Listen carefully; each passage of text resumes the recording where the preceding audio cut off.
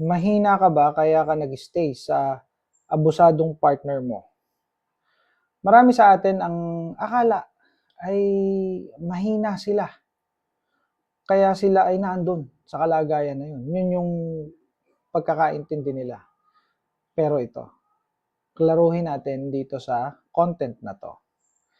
So, kaya kayo nag-i-stay sa ganitong klase ng relationship ay dahil dun sa tinatawag na intermittent reinforcement. Huwag kayong mag-alala. Gagawin natin yang simple. Papaliwanag ko sa inyo kung ano yung intermittent reinforcement. Yan yung dahilan kung bakit kayo nag-i-stay dyan. Ito yung salitan o alternate or magkasunod na pain at saka love. Pain, love, pain, love. So yung pain, yun yung aabusuhin ka, mumurahin ka, mamaliitin ka, at kung ano-anong gagawin sa'yo ng mga negatibong bagay, parurusahan ka, at marami pang iba. Alam ko marami nakaka-relate sa inyo dyan. Tapos pagkailang araw, pagkalipas ng ilang linggo o ng ilang sandali, ay mamahalin ka, hihingi ng sorry, no?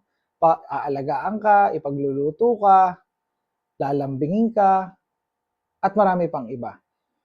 Pero ito ay maliit lamang. So, ibig sabihin, I can say na mini love lang to o small love ang ginagawa. So, ibig sabihin, pain, small love, pain, small love. Ibig sabihin, papakitaan ka ng konting pagmamahal, tapos more on abuse. Parang if we will put it sa percentage, it's like 80% na pagpaparusa at 20% na pagmamahal. That's the reason why this is abusive. Abusive talaga to from that point, 'di ba? Para mas madali niyo maintindihan, ginawa na natin percentage. Yan ang intermittent reinforcement. Ano namang epekto niyan?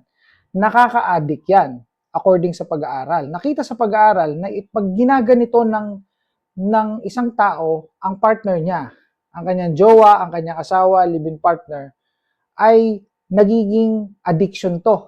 Nagiging addicted ka dun sa cycle. Ano yung cycle na yun? Yun yung cycle ng pain, love, pain, love. Addicted yun.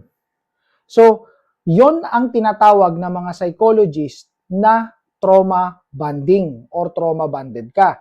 Ang tawag ko dito, in my own perspective, ay emotional mighty bond or emotional glue.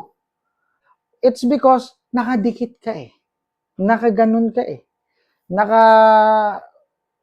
naka-fix ka sa kanya So, I can call that emotional glue or emotional mighty bond. Mighty bond, baka naman. Okay. Itong pangyayaring ito, itong trauma bonding na ito, ay tinatawag nating conditioning. Ngayon, matatanong nyo ako, mahina ba ako? Kung yun ang tanong ninyo, kung bakit kayo nag-i-stay sa relationship. Hindi. Hindi kayo mahina. Alam nyo kung ano ang tawag sa inyo? Ang tawag sa inyo ay conditioned. Conditioned. May ED, may D. Conditioned. Ibig sabihin, na-condition kayo. You are not weak. Okay, remember this. You are not weak. You are conditioned.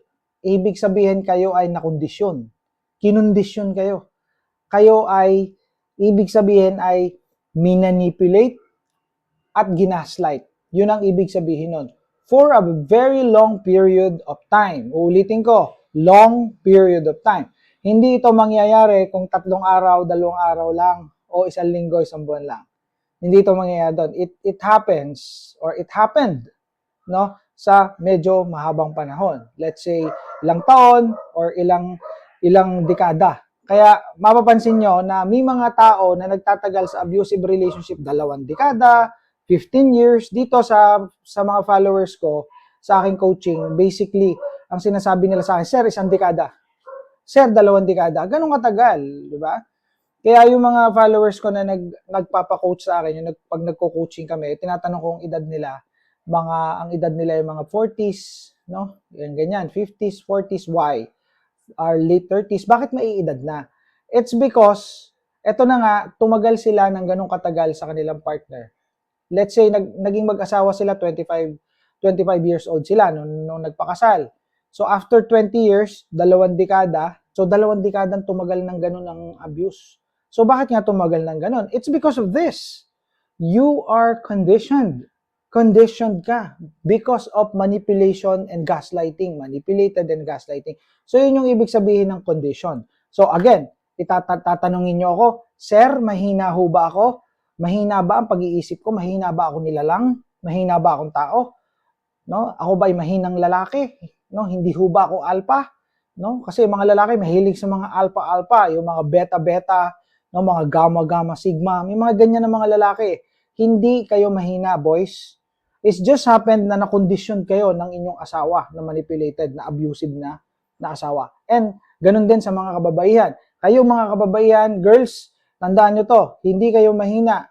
Kayo ay manipulated, kayo ay nakondisyon. Okay? You are not weak, you are conditioned.